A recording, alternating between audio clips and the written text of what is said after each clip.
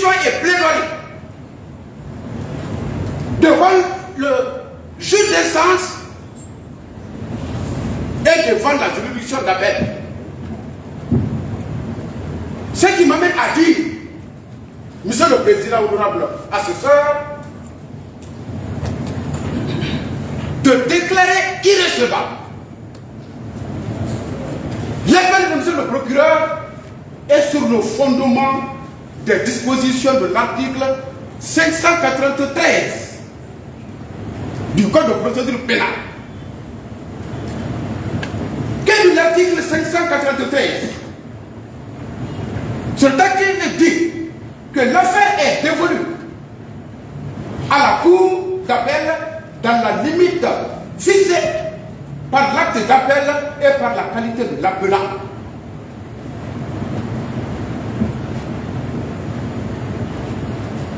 Monsieur le procureur aurait dû mettre dans son acte d'appel ce pourquoi il a relevé appel. Et c'est ce qui vous lie. En tout cas, conformément aux dispositions de l'article 593 du Code de procédure pénale.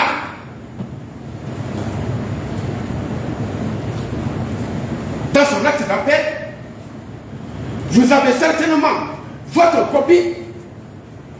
Nulle part, il n'y est mentionné les motifs pour lesquels Monsieur le procureur spécial a relevé appel. Nulle part. Puisqu'il ne l'a pas fait, conformément à l'article 593 du Code de procédure pénale, le législateur pénal, Monsieur le Président, a ouvert une autre brèche qui est contenue dans l'article 587 du même code, qui donne la possibilité à l'appelant de déposer une requête dans laquelle requête sont mentionnés les motifs d'appel. Dans le cas présent, Monsieur le Président, ni dans l'acte d'appel, ni dans aucun autre document, il n'est fait état des motifs d'appel invoqués par Monsieur le procureur. Quelle est la conséquence juridique qui s'attache à cela? La conséquence juridique qui s'attache à cela, Monsieur le Président, réside dans l'article 598 du Code de procédure pénale, qui dispose en ces termes. Si la Cour estime que l'appel est tardif ou irrégulièrement formé, elle le déclare irrecevable. Dans le cas présent, c'est un appel irrégulier. Pour ce motif, vous allez déclarer l'appel de Monsieur le procureur spécial irrecevable pour violation des articles dont je viens de donner lecture. Si la Cour revenait à passer outre de ces moyens d'irrecevabilité, elle est priée de suivre ce qui suit. Je voudrais épargner la Cour, Monsieur le Président, honorable assesseur, de faire la cause, parce que ce n'est pas l'objet de votre saisine. L'objet de votre saisine, c'est la question de liberté. Le fond se trouve au niveau de la chambre de jugement. À ce niveau, je mets au défi Monsieur le procureur spécial de prouver par une pièce quelconque que M. Damaro Camara et consorts se sont rendus coupables de détournement de 15 milliards. C'est lui qui a abordé le fond. Je suis obligé de défendre les intérêts de M. Damaro Camara relativement au fond. Je vous apprends qu'à date, avec la perspicacité de la Chambre de jugement, tous les services impliqués dans la construction du nouveau siège de l'Assemblée nationale ont reçu une ordonnance de M. le Président pour déposer toutes les pièces comptables. À date, M. le Président, ces pièces comptables sont versées au dossier de la procédure. Tout est versé. Et il ressort de la lecture de ces pièces qu'il y a eu 9 milliards et poussières dépensées avec des supports comptables joints du moins ça. À cet état descriptif, c'est versé au dossier.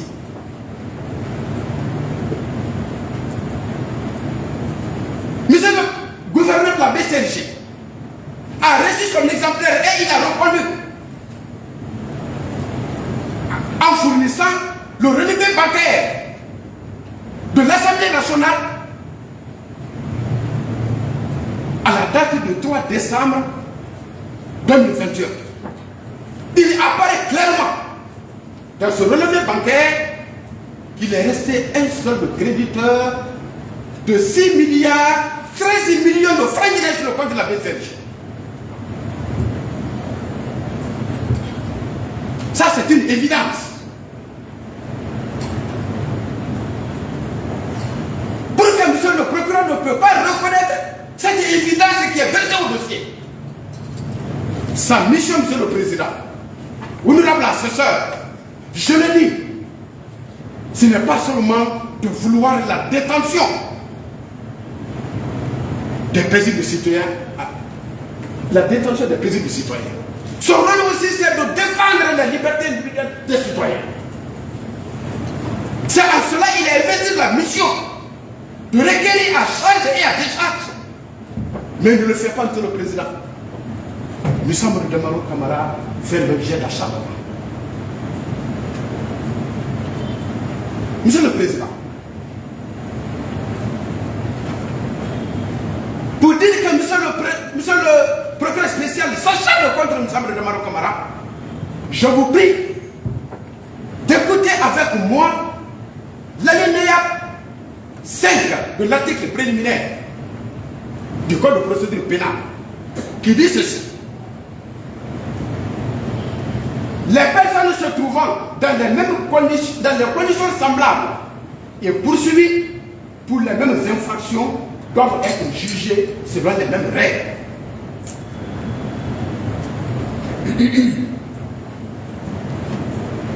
L'alinéa 10 du même article préliminaire dispose que dans notre législation pénale, c'est la liberté qui est la règle. La détention est l'exception. Dans le cas présent, ils étaient 5 dans le dossier. Monsieur Lucien n'avait paix à son âme. Monsieur Lucien Camara, paix à son âme, a laissé sa peau dans cette procédure. Ils étaient 2. Maintenant, c'est M. de Maro seulement qui est en détention.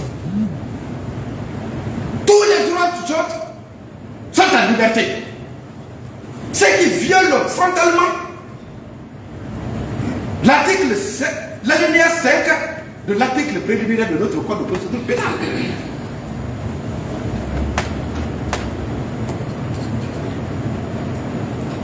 Monsieur le Président,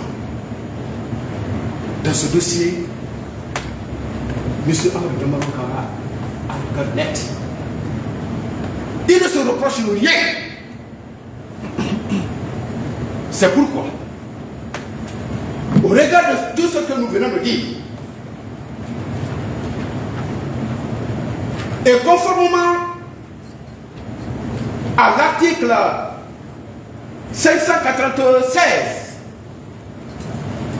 du code de procédure pénale qui dit que les règles édictées devant le tribunal de première instance valent devant l'instance d'appel. Ce qui m'amène à dire, Monsieur le Président, honorable conseiller, de bien vouloir faire l'application des dispositions de l'article 533 du Code de procédure pénale, qui dit ceci: le jugement est rendu soit à l'audience même à laquelle ont eu lieu les débats, soit à une date ultérieure. Le législateur pénal, Monsieur le Président, vous a donné la possibilité de vider votre délibéré sur le siège. De vider votre délibéré sur le siège. Monsieur le Président, honorable conseiller, j'ai entendu des propos de la part de monsieur le procureur spécial, auquel propos je ne répondrai pas, pour le respect dû à votre cour, et même pour le respect dû à lui-même. Je ne lui dirai jamais de retourner à l'école, je ne lui dirai jamais. Sa présence ici est la capitalisation d'une somme d'efforts, et je ne voudrais pas non plus m'écarter de mon serment d'avocat. Ce qui fait que je ne vous aiderai jamais, et jamais, un propos déplacé à l'égard d'un magistrat quelconque. Mais, dans un procès pénal, il faut que chacun sache ses limites.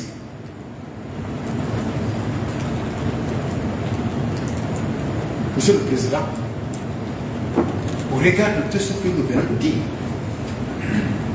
nous vous prions de bien vouloir confirmer l'ordonnance de mise en liberté de M. Amadou Damarou Camara.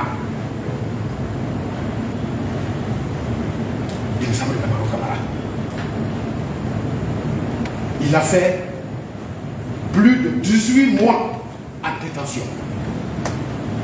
Plus de 18 mois en détention. À l'âge de 71 ans. Là où il est malade. Pour ne pas que le trop tard joue son rôle. La procédure, au fond, devant la chambre de jugement, va continuer en retrouvant à liberté. Et il y a un autre aspect que je voudrais relever. Dans son dossier, parmi les infractions reprochées, il y a l'enrichissement illicite. Relativement à ces biens, et Monsieur le Président, à ce niveau, ce ne sont pas les enquêtes qui ont abouti à l'identification de ces biens. Ce ne sont pas les enquêtes. De toute bonne foi, il a été demandé et il a cité l'ensemble de ces biens qui avaient été consignés dans le procès verbal d'enquête préliminaire. À l'audience du 9 octobre, la chambre de jugement a ordonné à ce qu'ils produisent au débat tous ces titres de propriété. Tous ces titres de propriété. Il a tous ces titres de propriété, mais la famille n'a pas accès.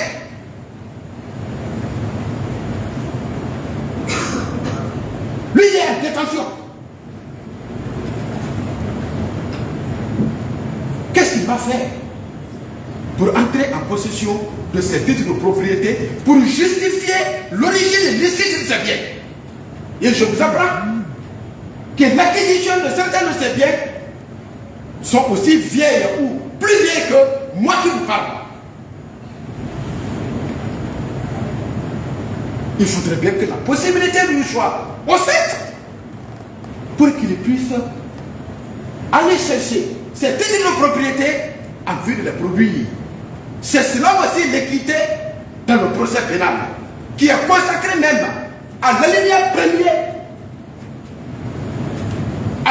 premier de l'article préliminaire de notre code de procédure pénale. La justice, c'est l'équité. La justice, c'est la contradiction. C'est pas moi qui le dis, c'est le législateur qui le dit. Monsieur le Président, je sais que je ne suis pas en train de prêcher dans le désert.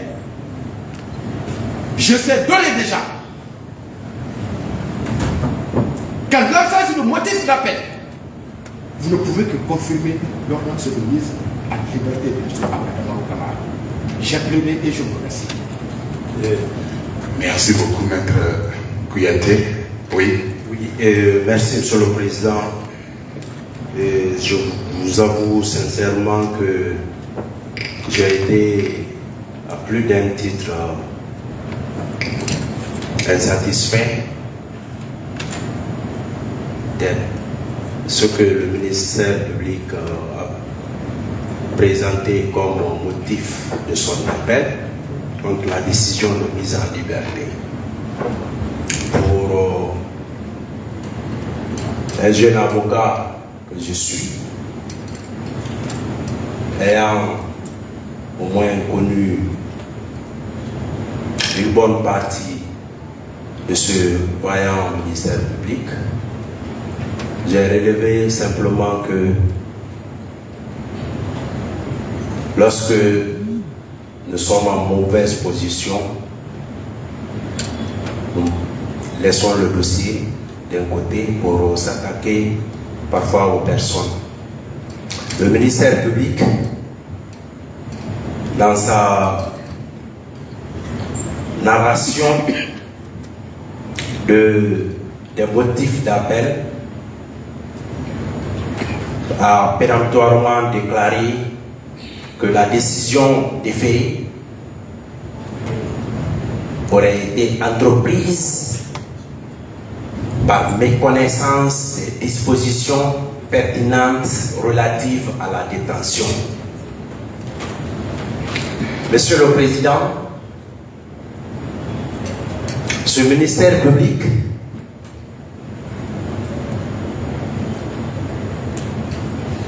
n'est pas non seulement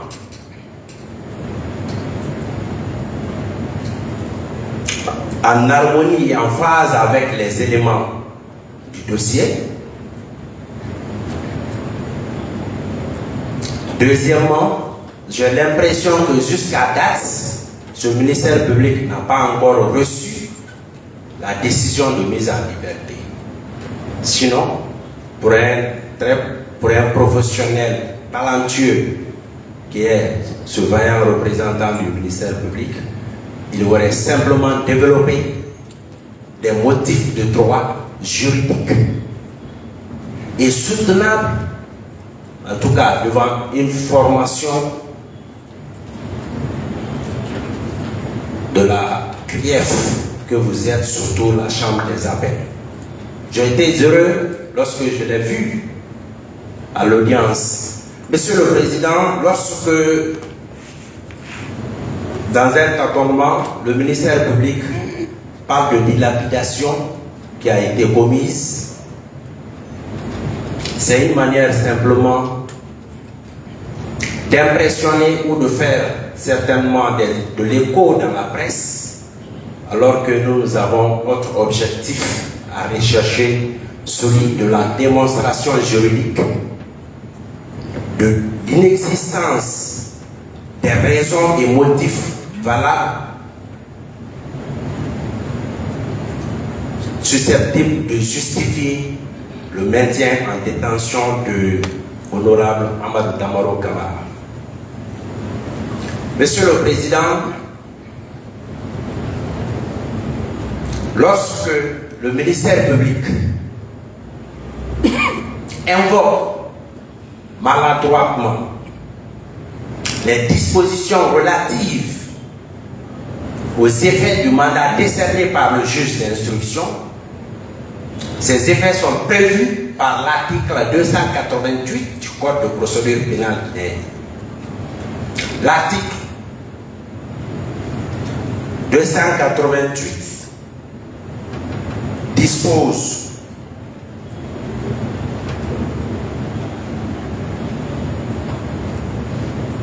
et le parquet spécial voulait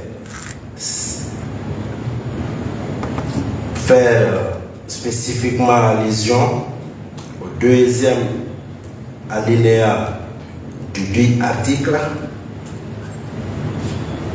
Je vais vous épargner de la lecture du premier alinéa. Le deuxième alinéa dispose: le mandat d'arrêt ou de dépôt décerné contre l'inculpé conserve sa force exécutoire jusqu'à comparution devant la juridiction de jugement. Monsieur le Président,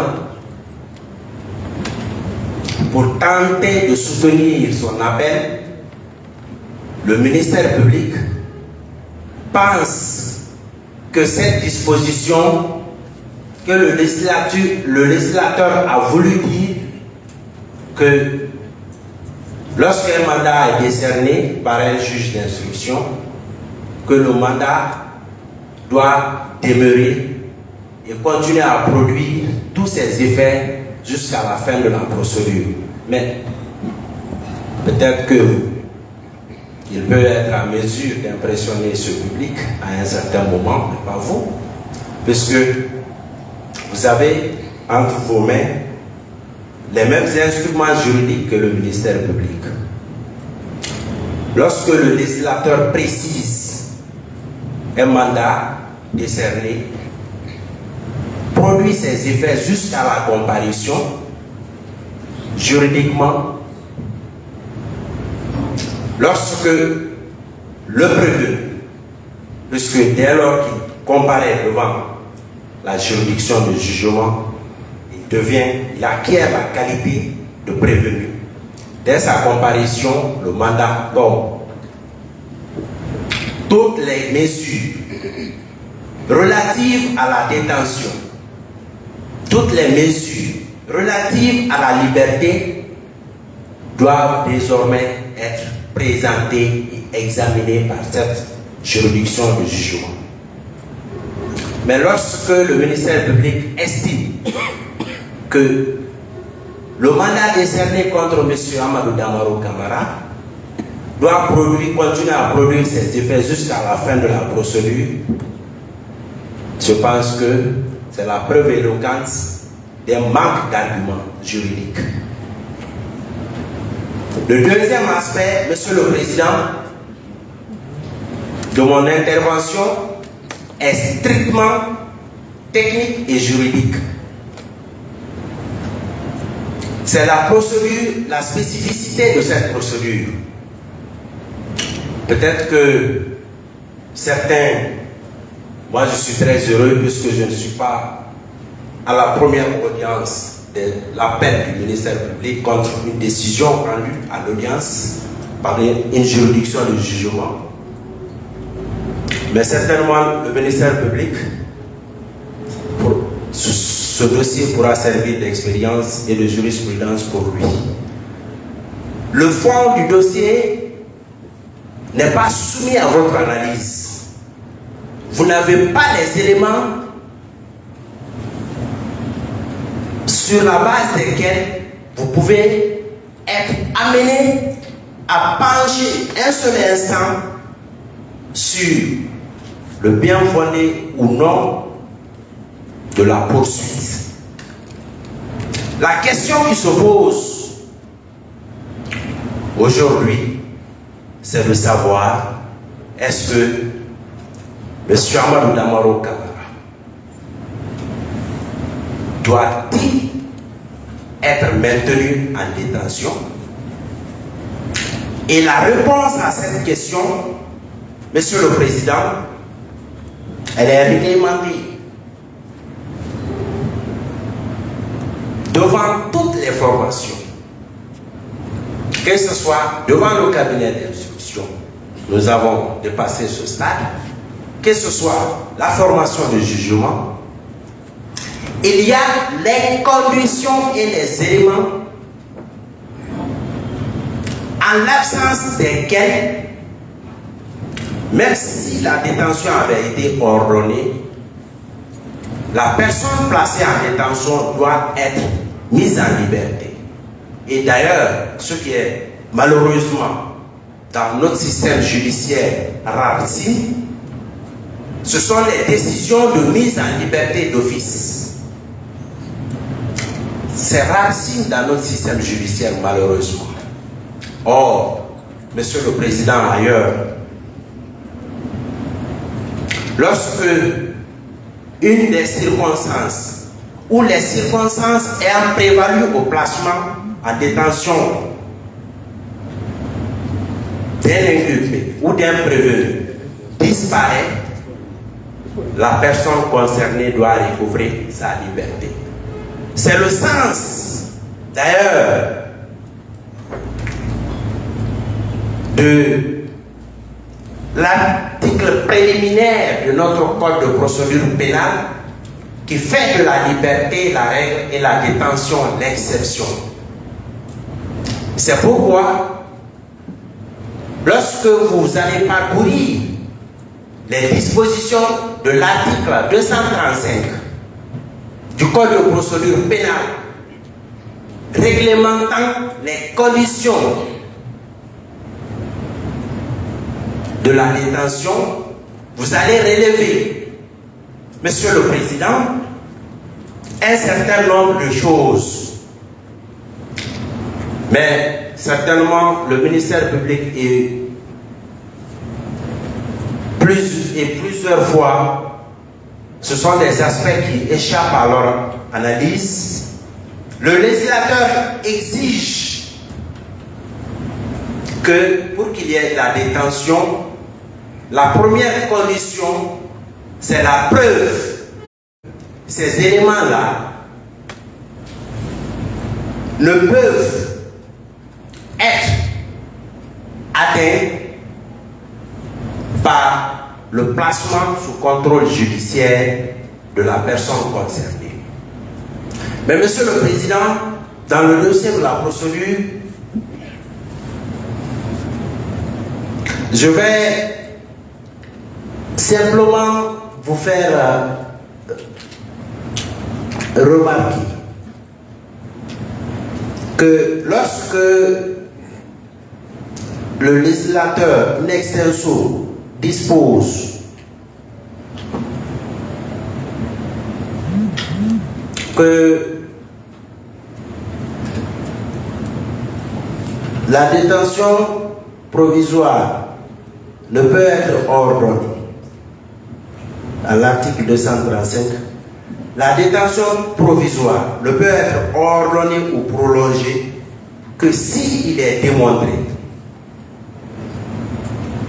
au regard des éléments précis et circonstanciés résultant de la procédure, de la gravité des faits reprochés à la personne inculpée et à la complexité des investigations nécessaires à la manifestation de la vérité, qu'elle constitue l'unique moyen de parvenir à l'un ou plusieurs des objectifs suivants, que ceci ne saurait être atteint en cas de placement sous contrôle judiciaire. Monsieur le Président, dans le dossier de la procédure, c'est aujourd'hui, d'ailleurs, que nous avons entendu le montant sur lequel porte le détournement. L'enrichissement illicite, on n'en parle pas. La corruption, juste depuis l'enquête préliminaire jusqu'à date, il n'a jamais été porté à la connaissance de M. Amadou Damaro Camara le montant ou la chose, soit promise, donnée ou reçue, sur laquelle porte la corruption. de l'enquête préliminaire jusqu'à date. De façon péremptoire, le ministère public vient de vous faire état des mesures que la Chambre de jugement a ordonnées à la dernière audience, qui consiste à demander aux services concernés compétents la fourniture des paiements effectués ainsi que des mouvements sur le compte de la BCRG et sur le compte de l'Assemblée nationale logé à la BCRG. Mais Monsieur le Président, malheureusement, et comme toujours, parfois on ne suit pas les audiences, on fuit parfois certains débats où parfois nous avons des difficultés à recevoir des comptes rendus fidèles des audiences, et lorsqu'on est appelé, puisque en vertu du principe de l'indivisibilité du ministère public, quand on se présente, on dit que on a dit ceci, on a dit cela. Mais Monsieur le Président, dans ce dossier de la procédure, nous avons fait état de la santé de M. Amadou Damaro Camara.